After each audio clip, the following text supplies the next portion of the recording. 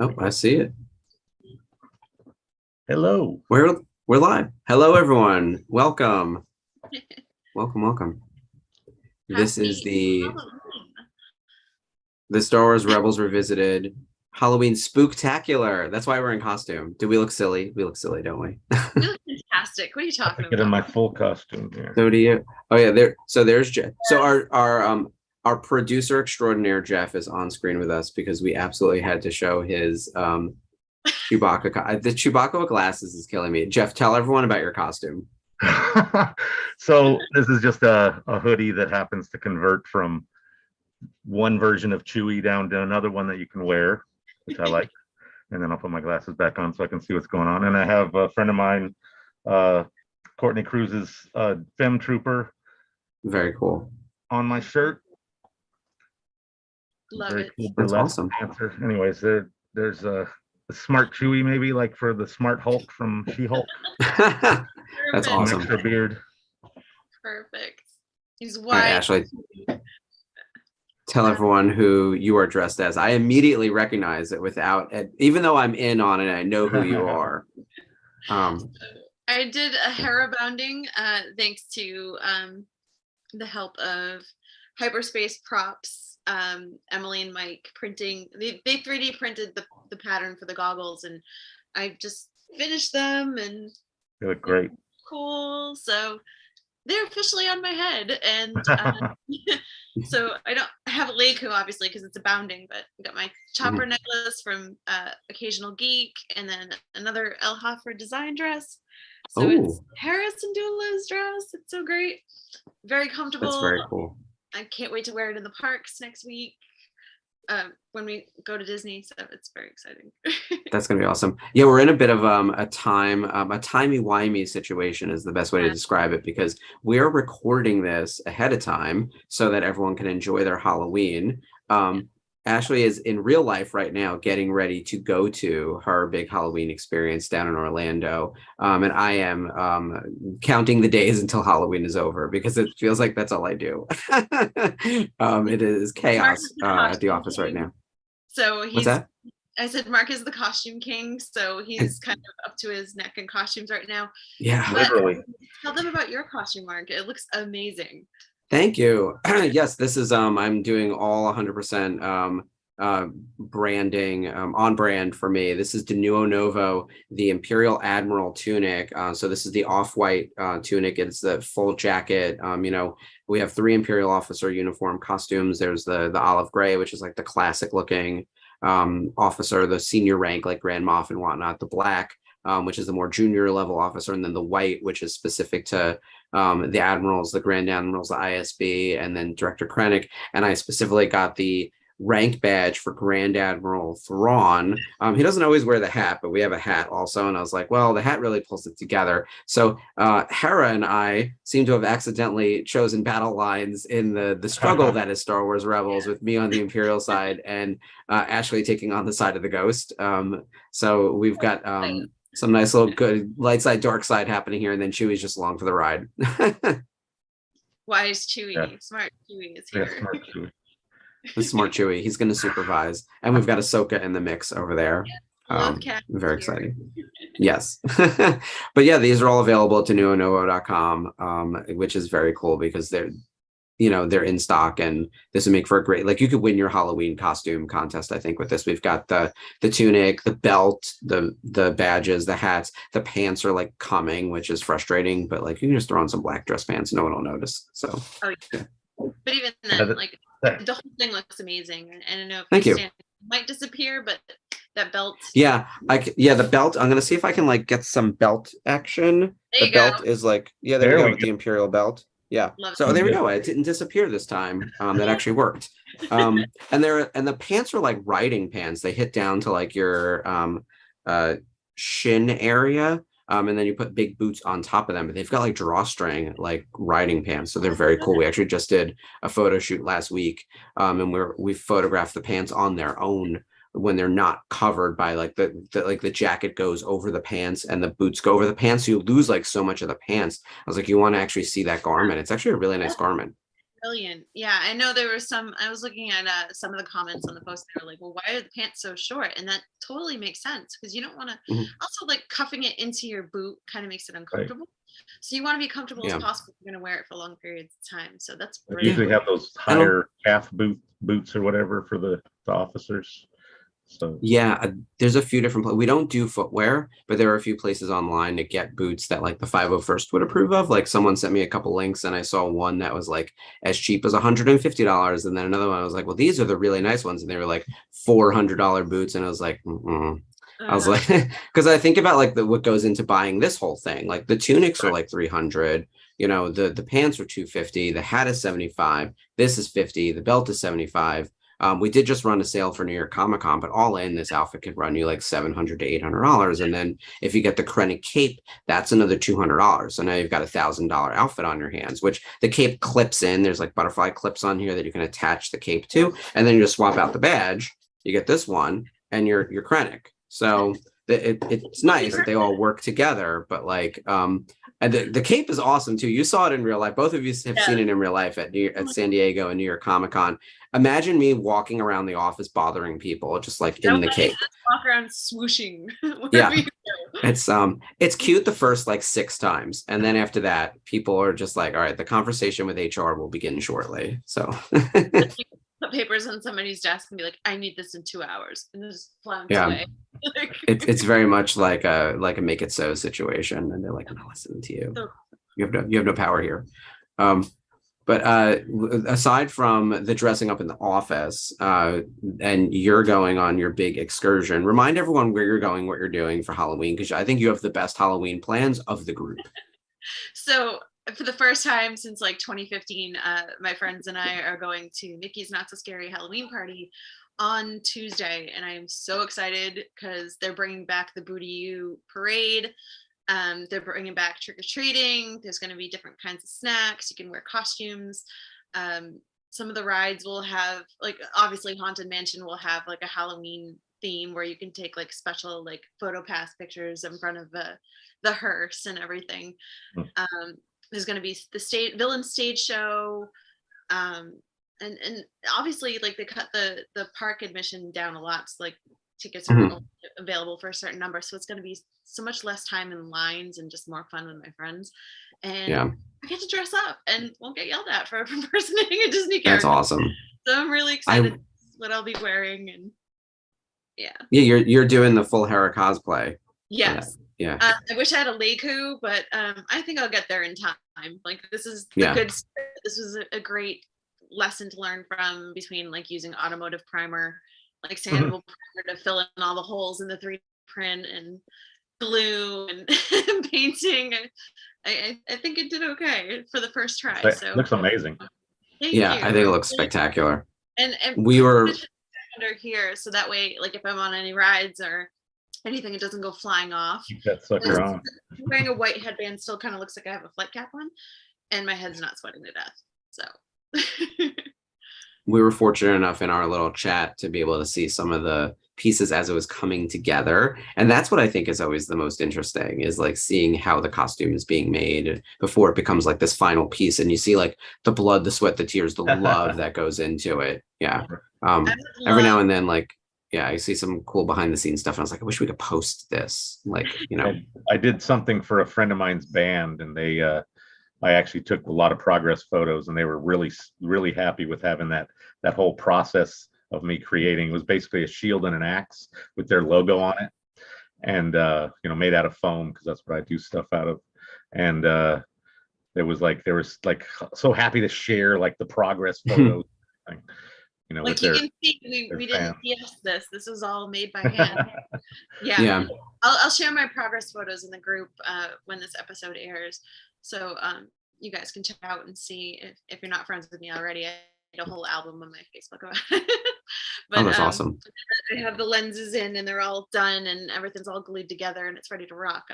I'll update that. Yeah. But, I might post like one picture of this. So looks so good though.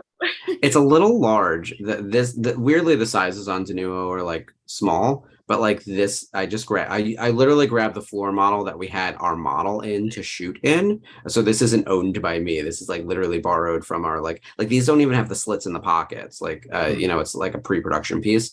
But I was like, good enough for what I'm doing here, and we'll use it as a continuing like when we need to shoot some content or whatever. But it's a little boxy and a little bit large on me. I need to go one size down. You need to go talk to Cyril and get some tailoring done. I was just gonna say the same thing.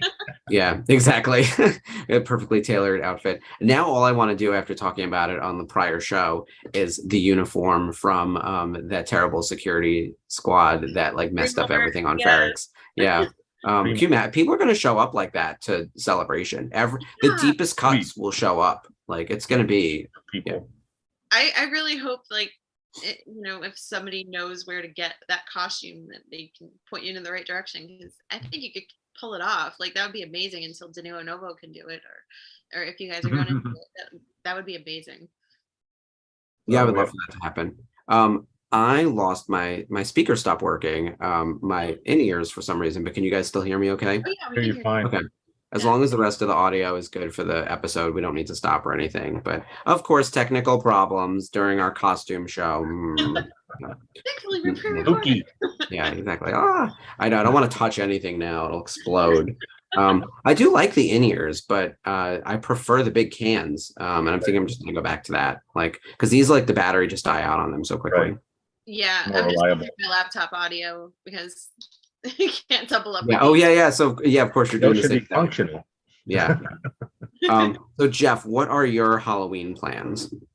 Well, I made a reservation for Disneyland just as like a backup. Somebody else I know made a reservation. That'll probably be like plan Z, but it'll get shot down long before Halloween night. But likely I'll go to West Hollywood for their Halloween Carnival, they call it. Right, the parade and everything. It's a big giant event they have like 6 stages set up down like a mile of Santa Monica Boulevard from Doheny to La Cienega, and just amazing costumes, all kinds of different people from everywhere and every lifestyle and every just everybody's there. It's amazing. I've seen celebrities wandering down the street. I ran into Nathan Fillion one time as Captain Canada, which was an amazing cosplay. I was Fat Mickey Vader that night, which is a pain to do, and then trying to walk I probably had to walk about a mile just to get to where the event was in that costume down like residential streets. Gets a lot of interesting looks. Oh yeah, it's like being on the subway for Comic-Con. Like yeah. Out of place, but you guys should be used to this by now. Come on. Yeah, it is West Hollywood, so I would love to be out there for that. The New York, live around there, what's going to go down. So yeah, it's a party. I mean, the New York Halloween parade is equally renowned, right? Like Sci-Fi used to air the parade as like an event on TV, and it still gets a lot of press coverage, but it's chaos down there in the West Village on Halloween. And I don't know what my plan is because it is a Monday. I know we do have work on Monday, which I laugh about. I was like, it better be a short day, but we're having like a Halloween party and it's the end of our season, so inevitably, like, what's that? It'll be a fun day then. It will be. And we'll probably do most of our like real partying, like the days leading up to it. Like we have a Halloween party this weekend that we're going to that Jason and I are trying to figure out exactly what our costume will be. It won't be this. It won't be Star Wars Imperial officer uniforms. We're going to do some kind of couple's costume, but we haven't like landed that plane yet, which is ridiculous. And then pushing it. Yeah, we really are. And then I'm going to Chiller on Saturday the 29th, and then there'll be stuff like happening that weekend for us to do, but like nothing's like set in stone yet. But tell us in the chat what you're doing for Halloween. I know we're not live, but I'd love to hear everyone's like Halloween plans. Did you dress up? Are you dressing up as a Star Wars character? If so, like maybe we can create a little like photo album for everyone to like drop in their Star Wars costumes, even if they're not Rebel specific. I do want to see them. Yeah, and I'll be in the chats like talking with you guys and interacting. So we want to see them. That's a great idea to make a photo album and get everybody to contribute to it. That'd be really cool. Yeah, that'd be a fun time. Yeah, I do want to see what everyone's got planned.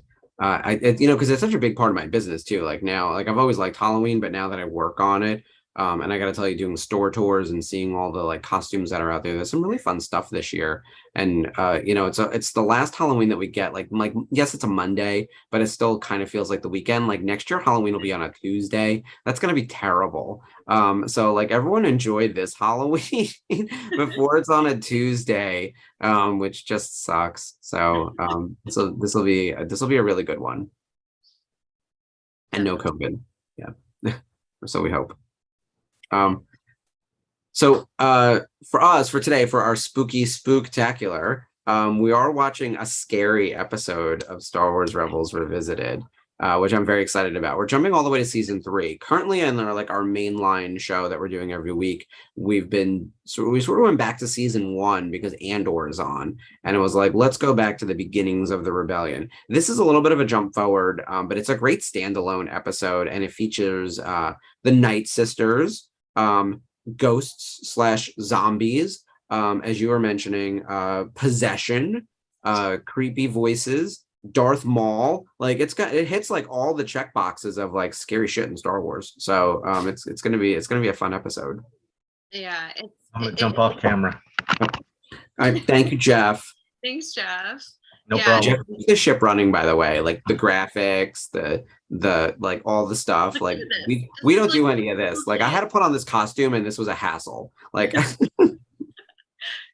but totally worth it because we look Yeah. awesome, don't we, guys? Well, thank you. You do too. I keep telling you how good these things look. Like they're very cool. People are gonna want to know how they're made too. So I know you said you're gonna share some of your work in progress pictures. Yeah. If you want to share into the behind the scenes of how they work and all of that, like we can get into that when we jump into the episode. I think people would be interested. Oh yeah, that'd be a lot of fun.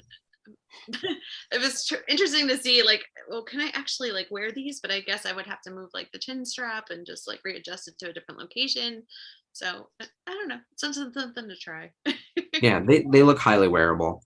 All right, let's. It doesn't like I got this on pretty good in case I'm like on rides and stuff like that, and Yeah, walking keep me like around. safe in place. Mine, like this just sort of sits on top of your hair. Like it's Yeah. meant to be like very high up, and it's a weird hat, right? Like this is like weird costuming from like 1977 that's just like stuck with the series ever since. And Yeah. and it's actually like a little bit large, but like it also should have the little pin there, which I can't find. So things are going great. Like, right, I don't have the pants. I'm wearing shorts. And I don't have the pin, which is why it's not going to be my like full Halloween costume, but I will Right. post to the group like how it's all supposed to look, and maybe I'll put up one of our model shots so everyone can see like the way it's coming together, but it looks really good. Yeah, I'm a huge fan of like how things are made and behind the scenes and prop building and costume making. So like anything that I can see of that, especially if you guys have made your own costumes and are doing builds yourselves, we want to see that. We want to see the whole experience and sharing the joy of like making your own costumes. It's a lot of fun. Yeah, I'd love to see that. I have my loath cat here trying to climb on my lap. I'm like, what are you doing? All right, should we jump into the episode? So we're watching season 3, episode 11, Visions and Voices. So it's a pretty crazy episode. So make sure you get It's wild. It is.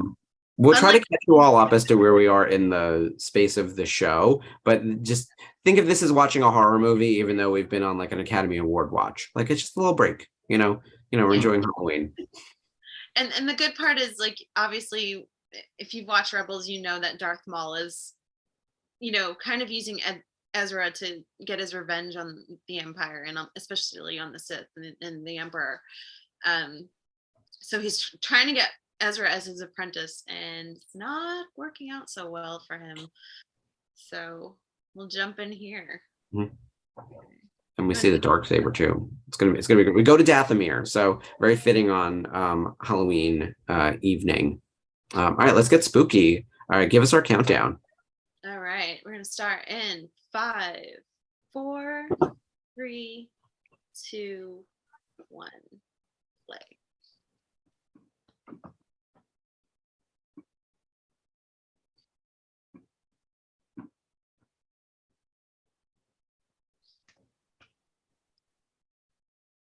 on Chopper Base, and it would automatically start up with the lightning and the dark and stormy night.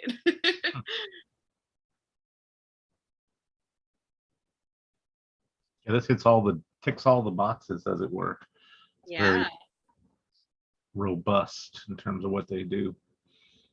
But look at that. I just saw her. Oh, there she is over there.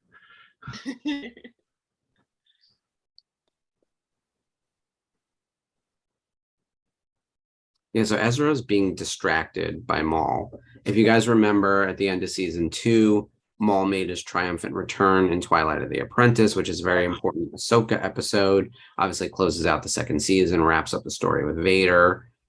They take down all the Inquisitors. Maul escapes, which seems to be like a running gag within Star Wars, but he's been in Ezra's ear. The holocrons are going to eventually lead Ezra to Tatooine to confront Obi-Wan Kenobi. This is slightly before that. And while all this is happening, we're dealing with the Darksaber. So there's a lot of like parallel plots that are happening. And also within season 3, they're on Chopper Base and they're trying to not get found by Grand Admiral Thrawn. So I'm on the hunt for them, as it were.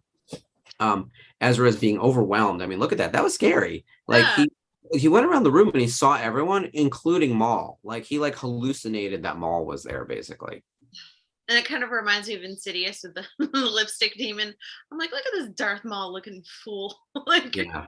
But that's what it reminded me of, just like him standing there with his eyes glowing. It was just like, oh. It's definitely jarring. Like I remember when I first watched this episode, I was like, oh, that's really scary. Maul is a really intimidating presence, and I think because we've seen him in so many pieces of media, it's very easy to dismiss of like, oh, it's more Darth Maul, he's back again, back from the dead again. But like if you actually ran into a Darth Maul in real life in this universe, he's killed a lot of people, including my Duchess Satine. There's some big ones on the list. Qui-Gon Jinn probably being the prime victory. But he's and the Inquisitors, he's not to be trifled with, and he is going after Ezra in a really scary way. Yeah. And speaking of Duchess Satine, Anna Graves is a voice actor in this episode, so she'll be coming up soon. Yes, I was very excited to see her in the credits. It's weirdly, it's like her only credit in Rebels, when she played like such a big part in the Clone Wars. So it's a little bit surprising. And I know she's in Resistance, but she doesn't. I really thought there'd be more of her in Rebels. There's AP5. Love AP5. Like AP5 and Chopper are made on the same assembly line. It's great. They are annoying in very different ways. Yeah. Hands on the hips. This is where it gets scary. This is where like Ezra feels like he's losing his mind, but he has to protect people. Yeah. That's very similar to Anakin, where Anakin loses track of like what's real and what's not because he's afraid of losing the people around him. Like I feel like they did this intentionally, the poetry it rhymes thing, like, but it is basically the same story. He definitely did not throw Darth Maul there. So who did he assault?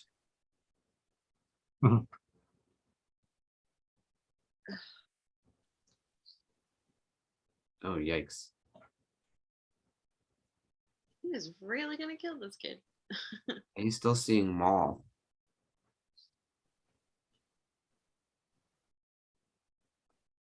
Oh my god, I'd be so pissed. You immediately get a month off for that. Like that's a month-long vacation. HR. Yeah, straight to Hera, Commander Sato. Yeah, there's a problem there. I feel like a lot of this show is Ezra, what's happening to me? Yeah, sadly, right? Where it's like this kid's having some type of crisis. After surviving the events of Twilight of the Apprentice, how any of them are not suffering from extreme PTSD is beyond me. Like they all think Ahsoka's dead. Kanan was blinded. They had to murder Inquisitors, which they don't do a lot of murdering in this show. That's brutal. Like they're still dealing with and they're running from Thrawn right now, and there's giant spiders are everywhere on this planet. Those things are scarier than anything else. Yeah. Although The the Bendu Bendu is like the is most normal thing on the planet. Like it's ridiculous. yeah, agreed. Here he is. So the voice of Bendu is Tom Baker from Doctor Who, the fourth Doctor, which is amazing. And we got him to sign autographs for us, which I couldn't believe because we got him for our Doctor Who product. And Yeah. I was like, well, I don't know if he'll also do it for Rebels, like, or, for Star Wars in general. And he said yes. And so we were able to pull him into some Star Wars product as well. And I don't know how many people were as excited to see him as like a Star Wars character versus like him signing as the Doctor, which is certainly his more iconic role. Yeah. But like that's a pretty good get. I was happy with that. Yeah.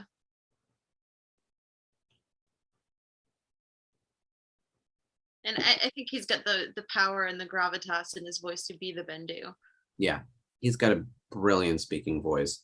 I'm hearing rumors he'll return for the 60th, which is mere weeks away at this point. Jodie's final battle and the transformation to the next Doctor, but I don't think she's transforming into the new Doctor. I think she's transforming into Tennant, and the Tennant Tate stories will take from there, and then we'll get the new Doctor.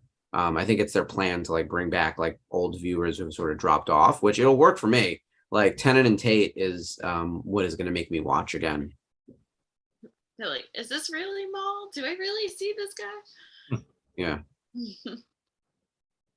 Kanan, you see him, right?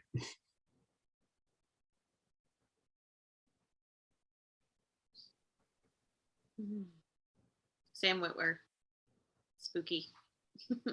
So good. So good. He's not your apprentice yet. Yeah, this holocron connection thing is really scary.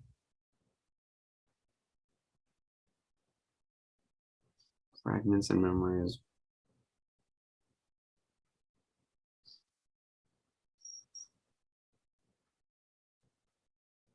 So they each have the other part of a map that they need. Yeah.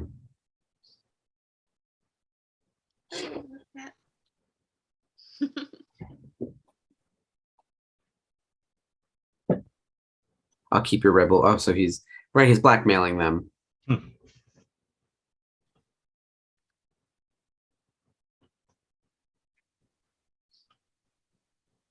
Yeah. He always has a plan. Yep.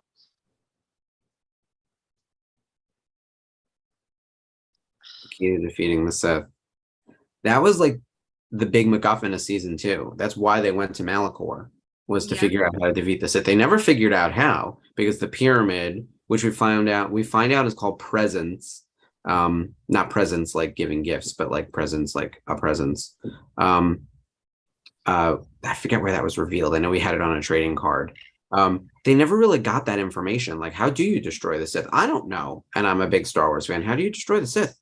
That I don't think that's ever fully revealed. Like, it's not clear to me that comes through anywhere in the actual lore of how to defeat the Sith. Right. I don't remember it ever being like truly revealed. So no. I feel like I would know that answer. Anyone in the comments? Do we know how to defeat the Sith? Let us know in the comments if the Wikipedia tells you how and where. Oh my goodness. They seem to do a good job killing themselves, right? Like they keep turning on each other. So you just have to give it time. Let's let the blind guy drive himself back to the base. Come on. Oh, jeez.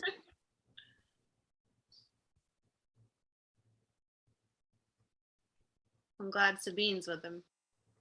You definitely need her for this mission, and it becomes clear when they get to Dathomir that the second piece to it. I love, by the way, the Night Sisters as characters in general in Star Wars Clone Wars, and the specific Clone Wars episodes that deal with the Night Sisters are some of the best of the whole series. Oh, yeah. I would say that, like, if we could do a watch along that was thematic just for something like that, I would tune in for that. I realize that doesn't really ladder up to anything that's going on currently in the Star Wars canon. Like, it wouldn't connect to Andor. It probably won't connect to like Tales of the Jedi or whatever else, or Bad Batch or whatever. But if there's a reason, I would lead up something like that on like the larger VCN, because I love those episodes. That'd be amazing. Be really fun, right? Like Barbara Goodson is just an incredible voice actress playing Mother Talzin. She's also the voice of Rita Repulsa from Power Rangers. So Yeah. that's probably how people best know her. Nika Futterman, who plays Asajj, is actually throughout the entire series, but then we get her connectivity to the rest of the Night Sisters in numerous episodes. Grievous is excellent in those episodes as Matthew Wood playing him, and then Count Dooku. Some of his finest moments is like going up against Mother Talzin, even more so than going up against like members of the Republic. Yeah. I think it's because they're both like from like an old time, like they have that old like dark side soul to them, if that makes sense. They're just both evil and they both don't like each other. So for me, it's like, that's enough. I need very little else for this conflict to be interesting. So meanwhile, look at how beautiful all this animation is. Like they did a nice job like recreating the look and feel of like Dathomir and the Night Sisters lair and everything, like in Rebels style animation, but it feels true to what we've seen before in Clone Wars. Look at all this junk. Oh, look at that picture of Satine. Girl. That's cold. Yeah, and there it is. So we watched this episode with the VCN when we were doing our like chasing the dark saber watch along. And I was like, that's how I got this gig, as I remind people all the time. It started with the dark saber and that watch along, which then turned into the spinoff to us having a show on here for Rebels. But the dark saber stuff was really interesting. In this episode, we get a lot of good information about the history of the dark saber. So it's like almost like a great standalone. Like if you were going to do, what do we need to know about the dark saber? Tune into this. Like they give you some good background.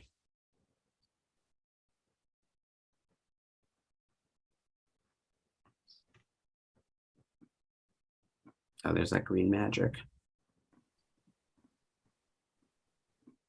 Who's got evil spells on their plan list for Halloween? Anyone? Tell us in the comments.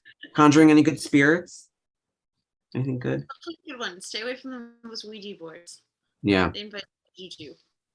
We watched a movie called Deadstream, which is like, imagine a YouTube influencer who's like sort of been canceled because he does these like stunts that are like less than PC. Like one, he's like thrown in the back of a car and like driven over the border, right? Like, and of course it's all fictional. But that kind of douchebag YouTuber, and what he's doing for the movies is going into a haunted house, and the haunted house ends up being real. That's the premise of the movie. But there's a Ouija board at one point, but they have to talk about like they can't use Ouija because I guess it's a trademark. So there's like, a spirit board or whatever.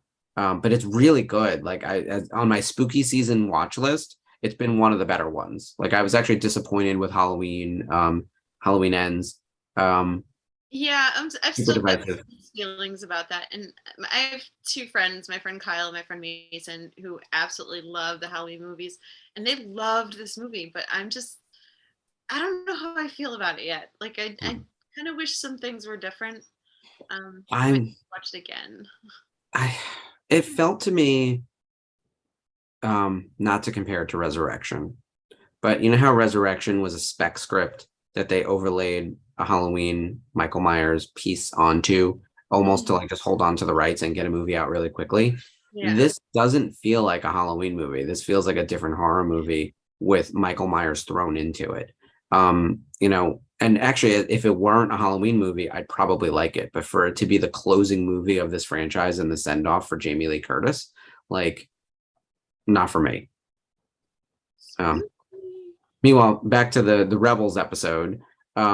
This animation is gorgeous. The ghosts look incredible. The Night Sisters are horrifying and scary the way they always were, which I like. So I like seeing them in this time period. But it is interesting that it's basically like an abandoned planet and no one knows anything about this, even though this was like such an important part of the Clone Wars. Yeah, you can't blast these things. Girl, that's nothing. Let's get out of here. Yeah. Oh boy. Shoot, ghost girl, stab it. Yeah, Kanan and Sabine are now possessed by Night Sisters. And that's where we hear Anna Graves, and I want to say Catherine Tabor.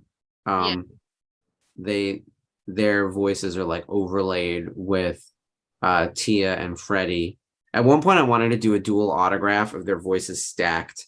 And Disney gave us the permission to do it after like a lot of me like sort of trying to twist their arm about it. Oh, And then wow. like we never ended up doing it. It's the kind of thing where I kind of like went on and on about it, and then we didn't have a product to like drop it into where it made any kind of sense. And it's also like you kind of have to have all those autographs ready at the same time. And I think I either didn't have Kat or I didn't have Anna, or like I didn't have Tia at the time, or something stupid happened where like it just couldn't happen. You know how that goes. And it's like, damn it, that's another one that would have made it into my Rebels product.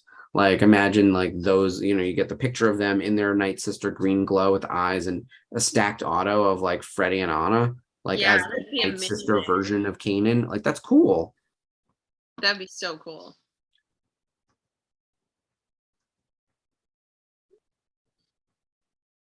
And having no. to battle your friends, like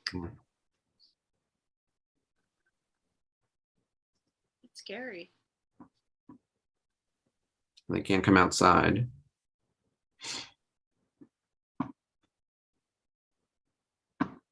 Maul is so manipulative.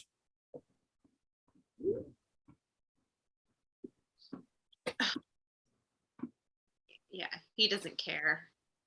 He would sacrifice Sabine and Kanan to get Ezra. Yeah, it would solve a lot of problems for him too, because they're constantly like thwarting his other plans.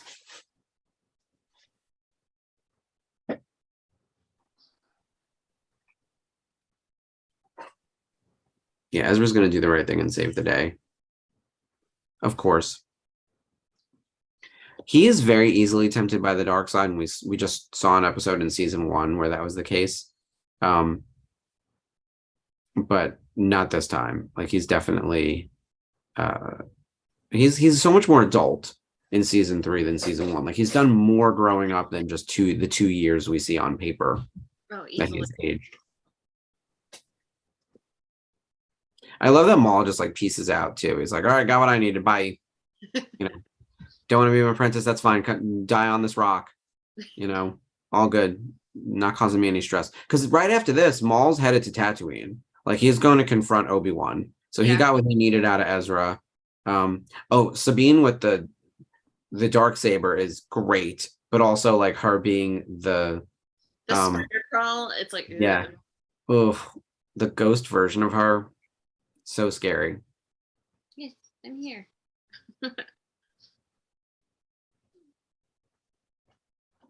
She keeps tapping my arm. She's like, hey, what's going on?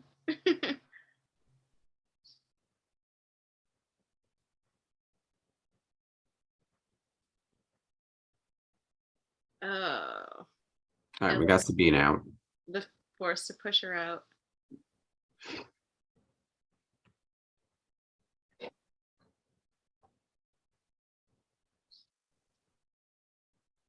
Thank you, Sabine. Yeah, whatever you got out of Maul, I hope it was worth it. Like, girl.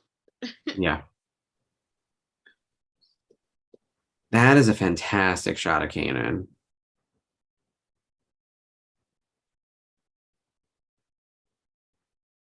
I do think it'd be interesting to rebuild the Night Sisters. We know that there's at least one of them alive because of Jedi Fallen Order. And you have to wonder if several of them have been sent out as like assassins to Count Dooku and whoever else. Like Asajj Ventress wasn't the only one. And there were other Dathomir, like boys of Dathomir, kind of like Savage Opress, who were potentially sent out as well. So we have to assume the entire species isn't gone. There's potential for them to pop up somewhere. I just don't know a good place for that. Like, I don't know where you would introduce them into like a current story or a future story. But I'm sure if like they did go into it, it would be like they would find the best place to do it. Yeah, I would like to see that story. I think there's a lot to mine in that space, especially because they use the Force so differently than that looks like old DACA. That does. Their use of the Force, and specifically the dark side of the Force, in a very magical way, different than the way Palpatine does it, the way Dooku or Vader or anyone. It's such an interesting difference between the other dark side users, I think you could get a lot out of that. Like there's a lot of legs for a story there. Like even if it's like Tales, if we're not doing Tales of the Jedi, but like Tales of Force users, right? Like you could do a whole thing about the Night Sisters. Yeah, you could. You could delve pretty deep into it. But what if we did a Tales of the Sith? If there Ooh. are Tales of the Jedi? I mean, I guess Dooku is like he was a Jedi. So they're gonna give us they did give us a hero and a villain. Will we get another hero and a villain as the next Tales of the Jedi? That's gonna be the question. And when's the next one coming? Like, this is unacceptable that I only have this small quantity of episodes to deal with. Just gonna keep screaming about that. Oh, so this is where Ezra mentions the twin sons. Yeah, the holocron didn't tell us that. Yeah. And they know they're after Obi-Wan. So we're at this point in the series where season 3 is super serious. Like they're hiding out on Chopper Base. Thrawn is after them. The dark saber is in play and will become a major thing. Sabine goes to pick it up. She's this, who the hell? Everyone's just leaving it there on the floor. Maul left without it. Like she's like, this is going to come in handy, you guys. Like she's going to use it to basically try to liberate Mandalore, working with Bo-Katan, and she goes to get her dad and her mom and everyone. That whole stream is going to start up. We're going to go find Obi-Wan Kenobi. They have to leave Chopper Base and they go to Yavin. Major things. Yeah. A lot happens in this episode beyond just it being like our horror movie watch for the week. Yeah, I'm a big fan of this episode for all those reasons, but it really is an important moment with Sabine picking up the lightsaber, the dark saber right there. Yeah. And you can kind of tell like she doesn't know what it is, but kind of looks familiar to her. She was smart enough to pick it up. She was like, this seems like something that is meant for me. Yeah, exactly. Yeah. But it also choice. Two separate storylines, like what's going to happen on Tatooine, what's going to happen on Mandalore. It's major. Yeah. And weirdly, it ties to the crew of the Ghost. These guys were everywhere. They really are the Forrest Gump of the Star Wars universe, involved in all the major stuff. What you've heard me say before, like how are they involved in this also? They seem to interact with literally everyone. But obviously the purpose of the show, right? We're connecting prequel territory to original trilogy, bringing in a children's audience, creating streams that we're now examining, like through Andor, things we saw in the Obi-Wan Kenobi show, which is right when our show started. I was talking about that the other day, how we're like, basically 20 episodes in-ish on our show, which means we started we started back in June, right after Star Wars Celebration. And already we've gone through a cycle of, Obi-Wan Kenobi came and went. Tales of the Jedi just premiered. We're like more than midway through on Andor, and we're going to be coming up on Bad Batch, plus whatever we're just doing, as our weekly to-do list over here. It's amazing how much Star Wars has happened in like the 4 months we've been on this channel. It's kind of crazy. And there'll probably be stuff that be announced soon that we don't even know about that will tie in. They just, as of this recording, wrapped filming on Ahsoka. Yep. So that's huge. And I am really curious to see if we'll learn more about Sabine and what happened on Mandalore, because it looks like another thing happened after the events of this. Yeah. To obviously divide everything. So we have to fill all that in. That standpoint, maybe. I hope we get a lot of Sabine in the Ahsoka show. I hope we really do. I need her to be like the second build player after Ahsoka. I've been thinking about it more and more, and it feels like it should be her. It's gonna happen. Sabine's his girl just as much as Ahsoka is. Yeah, I think it's gonna happen, and it'd be so cool. And you've seen at Celebration in Anaheim the bond that Rosario and Natasha have. So I'm making a prediction. It's gonna happen. I think so too. I'll take that bet with you. And by agreeing, I mean that I think that and I know nothing as a licensee, as I told you, like they don't tell me story things. But I think that she would be the second build person and probably get a fair amount of screen time. I don't think that'll be the case with Hera or Chopper, but I do think we'll see a lot of Sabine. And I'm hoping we get like a good amount of Hera and Chopper without it not overwhelming. Yeah. Like I would like to see more of them, especially as I watch this show more and more. All I can think is like, man, I just want more Rebels. Like we're rewatching, we're re-examining, we're revisiting as the title tells you. But I want new content, even if it is just shorts. Like you can imagine a Tales of the Jedi that's like Caleb Doom, and it's like, okay, like let's make the canon version of some of the stuff we've seen already, like in Bad Batch and in Rebels, and like pull it all together into one comprehensive story. Especially now that we have a birth date and a death date. Like you just have to fill the middle, but you Mhm. don't have to worry about like an ongoing stream. Like it's hard to create something comprehensive when like the character is like still alive and gigging in a particular project. Mhm. Like everyone else's fates are sealed. Like we already know what happened to Anakin and to Obi-Wan and anyone like Master Yoda. Like these people are dead. So we could easily churn out an Obi-Wan one, not that we haven't seen They enough could of them. even Andor now. Like Yeah. we saw him die. Yeah. The Andor series happening. So Yeah. it's So entirely possible. More content. yes, I am screaming for more. At the same time, I can't keep up with it all, and that's actually been one of my things about spooky season that's been really tricky. Horror is having such a moment right now. Like Halloween Ends, even though I didn't like it, debuted at #1 in the box office, and Mhm. apparently it's like the 9th horror movie of the year to debut at #1 in the box office. Like they mentioned The Black Phone, they mentioned Scream. Not everything is a returning franchise. Some of it is brand new. And other ones have gotten a lot of critical acclaim, whether it's like a streaming drop or wherever else. Like there's just really excellent horror happening both in American horror and internationally. And So I Smile think, is getting a lot of buzz now. yes, Smile was also one of the ones they said that debuted at #1. That came out right at the end of September. I'm quite Um, good at seeing it. So I haven't seen it yet either, but it's on my so if list. you have fun and you let me know how it is, because that'll be I your I novel. heard it's tremendous, so I'm gonna watch that. They did say it's a little bit like It Follows and a little bit like The Ring, but at this point, all horror is like a little bit of everything. Like if Yeah. you're dealing with supernatural, if you're dealing with like being stalked by something, there's like the slasher genre. So all slashers kind of have that same kind of feeling. There's like a final girl and like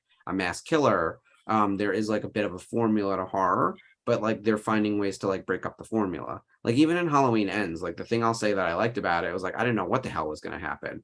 Like in Yeah. some ways, is that clunky writing or like incompetence at the wheel, or is it they're really subverting expectations? Because the things they did, like the opening kill of Halloween Ends, and I won't give away anything spoiler, the opening kill of Halloween Ends was completely unexpected and not at all like it actually made me gasp, and I was like, I don't know Yeah. what's gonna happen in this Oh my movie. God. Yeah. And then from there I was like, I still don't know what's happening in this movie. And then I was annoyed because I was like, Yeah. what the hell's going on in this movie? It actually turned where I was like, now I just don't understand it. I also thought the main final, characters should not be guests in their own movie. Like I don't like that. yeah, I don't like there that. is something What to I be didn't said like about like the lack of screen Scream time either. of Michael Myers in the Halloween movie. The same way Laurie was barely in Halloween Kills. Kills, yeah. Yes. Michael is barely in Halloween Ends. And I think that's a problem. Like there's got to be a balance to that. Like we should Yeah. have, it doesn't seem like this trilogy was thought all the way through, which I think is what people talk about with Star Wars with 7, 8, and 9, feeling Yes. disconnected from one another. Yeah. Like the plan changed. And honestly, we know the plan changed. Carrie Fisher died, and that had a lot to do with what happened to the story in episode 9. Also, Solo was a flop. Like, I don't want to be like, we need to just be clear about that. Like, The Last Jedi was not a flop, but it got a lot of negative attention, and then Solo flopped. So panic ensued, and episode 9 got revised.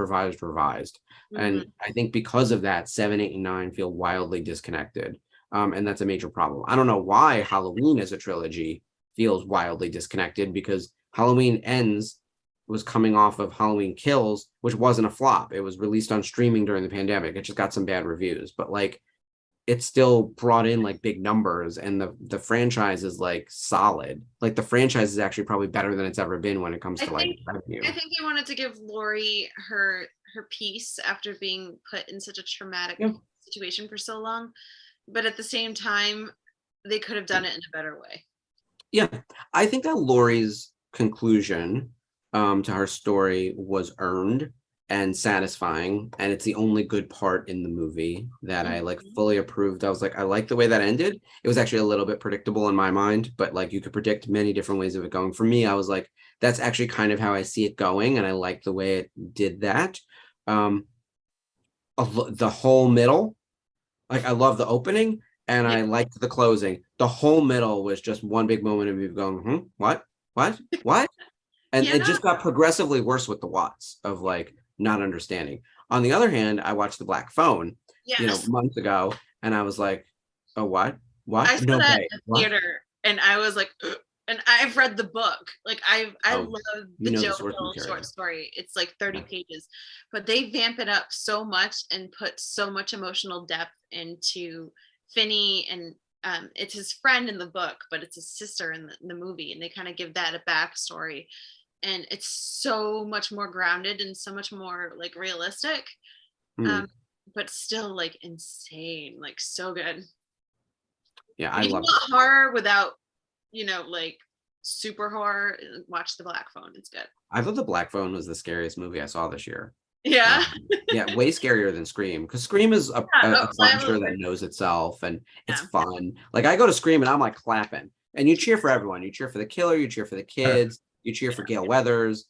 She's my. We all kneel at the altar of Gail Weathers. People But pissed like, off because Dewey died in the stupidest way. Sorry, I'm still bitter. Still very bitter. yeah, yeah. I mean, it makes sense though because like Dewey needed to die, and he always was a doofus, right? Like he sort of He killed by like the smallest character. Like I expected the guy to kill him like that. Like lift yeah, him up and kill him. But it was yeah. the girl. Like I is she wanted like it to Hulk Hogan? be, yeah, I wanted it to be Jack as the Yeah. killer for him. That would have made more sense. Yeah. Um, but like story plot wise, like he kind of had to be there. Yeah, you know how it goes. Like I actually wish that we had gotten the three killers. I had heard the rumor that there'd be three, and I assume there'll be three in the next one, or at least three. I think there's going to be like an onslaught of killers. Yeah. Um, which We would didn't be think fun. You gotta break up the pattern, right? Mhm. Like otherwise it gets predictable, which I will say is what Halloween Ends really tried to do. They were like, what can we do that's the most unpredictable thing? And they gave it to us. And I was like, oh, I don't know how I feel about that. Like maybe it was a swing too far, which I swing too far constantly. And I think we make big swings on this channel when it comes to like our We did. predictions and Yeah. stuff like that. I like when movies take risks like that. They don't always pay off. I think Scream was like relatively tame in terms of their swings. Like people said they easily predicted who the killers were. I didn't, but I also easily predicted who would survive, and I was mostly right. So I felt like Scream was like in some ways predictable, but also thoroughly enjoyable. The Black Phone, I don't know what was going to happen. I hope that like the kid would make it out, Yeah. but who knows? Because they killed a lot of kids in that movie, so you didn't really know how that was going to end, and I thought it was great. Um, I haven't seen Smile yet. I thought the new Dario Argento was awesome until the last like half an hour, and I was like, "Who's this killer?" I don't know. Like that was another one where he swung big, and I was like, "I don't really get where this happened." I feel like that's a lot of Dario Argento movies, though. Yeah, yeah, exactly. It's weird. It's weird, and it's You get to Italian. that last bit, and Yeah, you're like, okay, the yeah. movie's almost It's like, over. What? yeah, and Who's it's like who? now? Yeah, but the acting's great. The blind woman is amazing. The little kid cracks me up. That was good. We've been watching a lot of stuff on Shudder, and we also gone back and done some classic horror movies we haven't seen in a while, and we've done So, some of the 4Ks. are Like, you gonna watch Joe Bob's Halloween Hoedown? oh, for sure, we always do. I just almost never watch it live.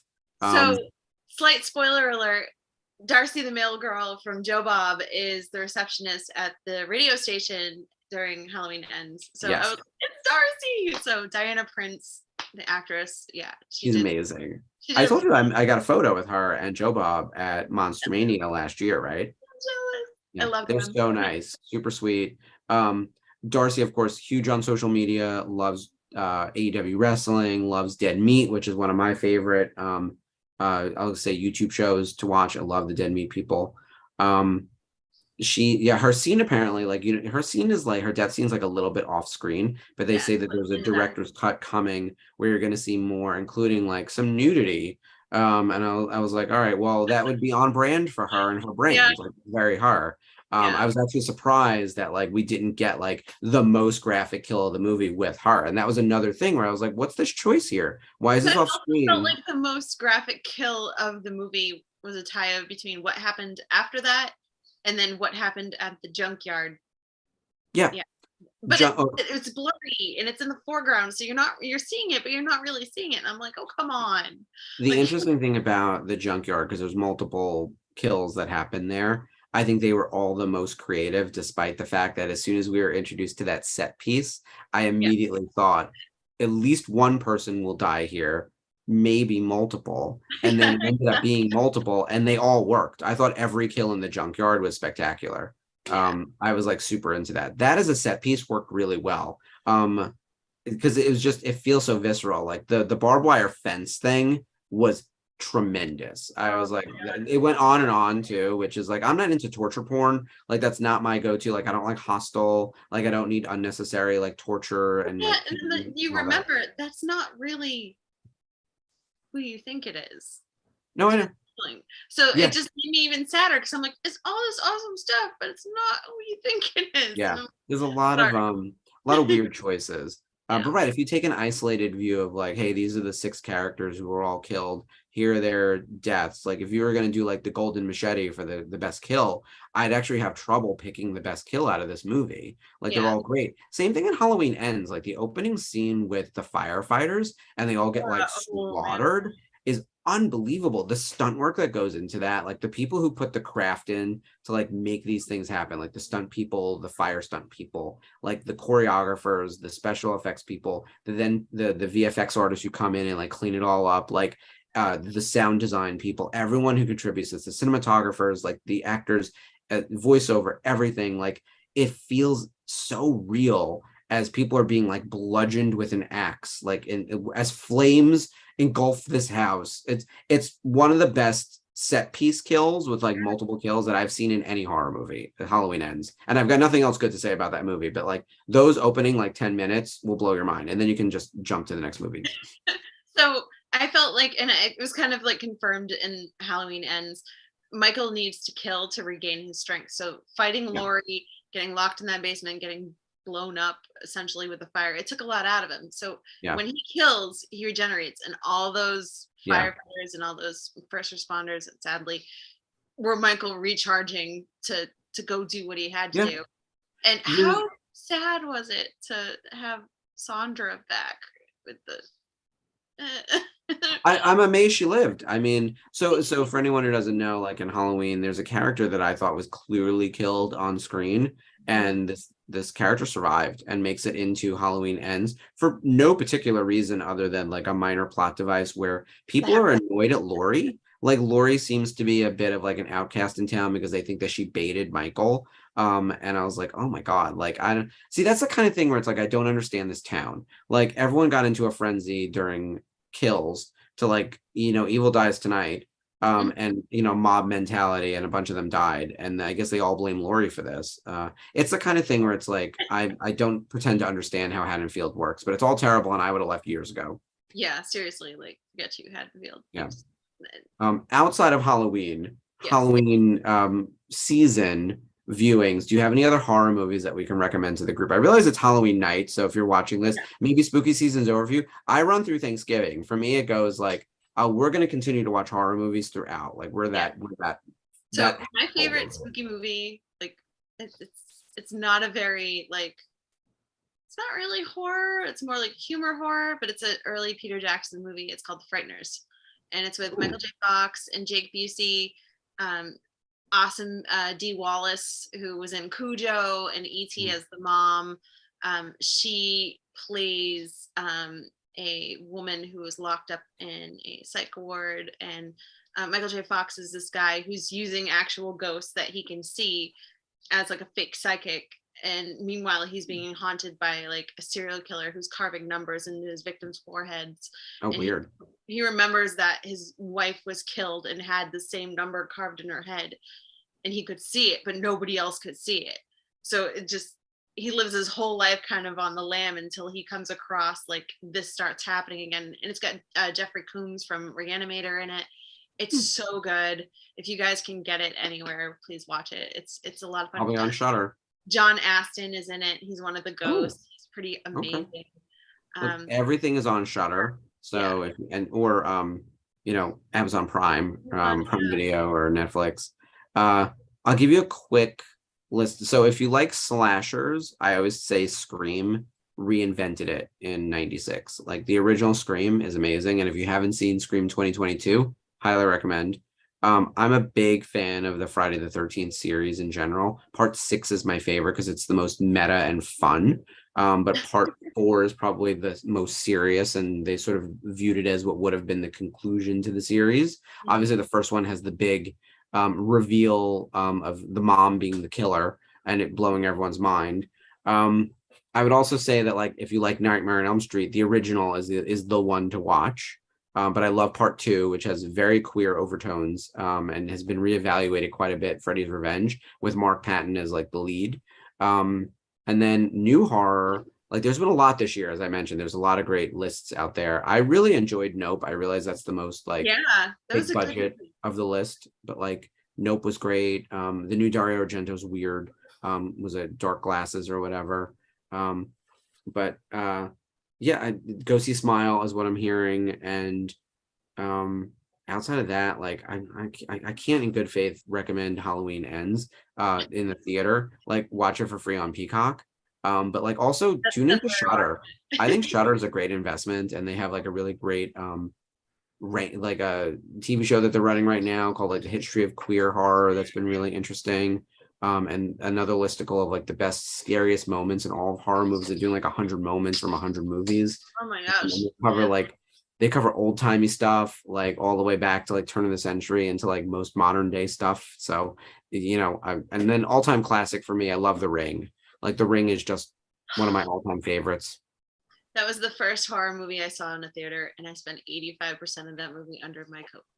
Yeah, it'll terrify you. There's something about The Ring. It's just Amber Tamblyn dies, and then it's like her funeral, and they're talking about her and how she was found, and it flashes to her in the closet. I was like, nope. Yeah. Oh no, it's traumatizing. The original Ringu doesn't have the same like sort of jump scares and stingers the way that like the American version does, but it's mostly the same story. The slight difference is like in the Japanese version, they find some extra audio that brings them the clues they need versus extra video in America, like very small things like that. But like the story is exactly the same. But like there's something that hits harder about The Ring in Japan because it's like the dad who kills the daughter instead of the mom. Like, and it's the kind of thing where it's like, oh God, that feels just so much more brutal. But like that series is not a great franchise, but the original, like The Ring from like the year 2000 or whatever it is. Oh my God, the cats are going crazy. They're causing chaos over here. I love, so I always recommend that to people. But there's a lot, and then on like the funner notes, like the Scooby-Doo movie starring Freddie Prinze Jr. and Sarah Michelle Gellar is out on Netflix. I've never seen those. I honestly have to look those up because I love James Gunn. I know he wrote those movies. I love Freddie. You can see his humor on display. It's still being crafted, we'll say. Like it's still very drama. You know what it is? It's also like a really crappy CGI dog.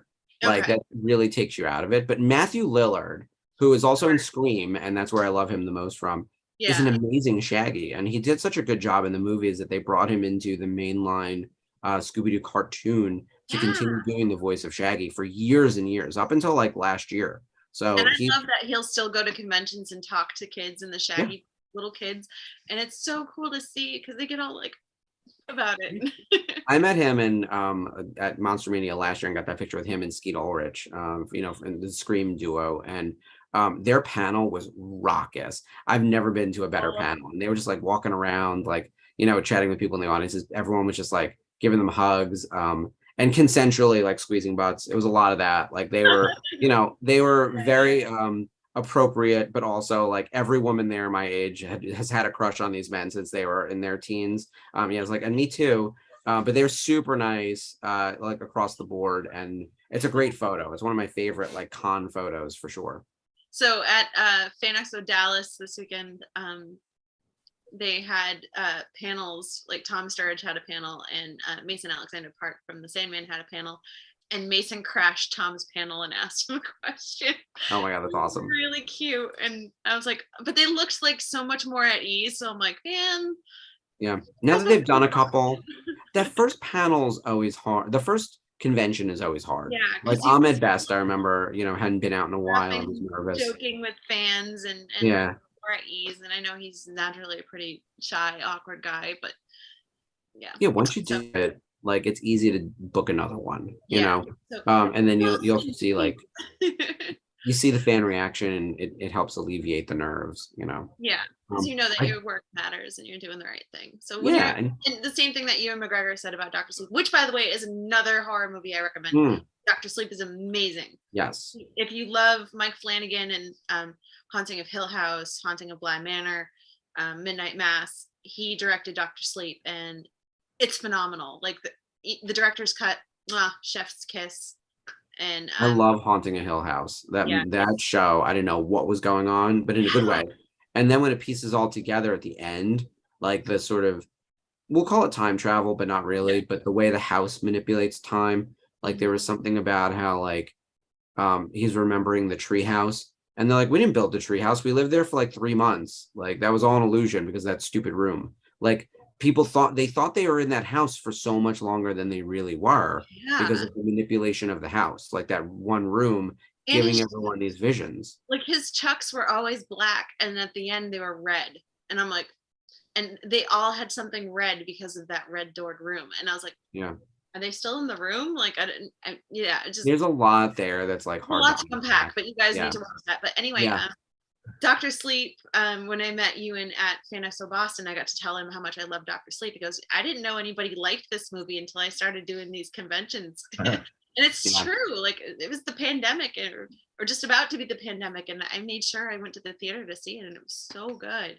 There are So a lot of good definitely- movies that flopped, unfortunately, over the past 2 to 3 years because of varying pandemic rules and this and that and what we're spending money on. And I think people also just got used to streaming. Like I'll tell you right now, like if Halloween Ends wasn't on streaming, I would have paid to see it.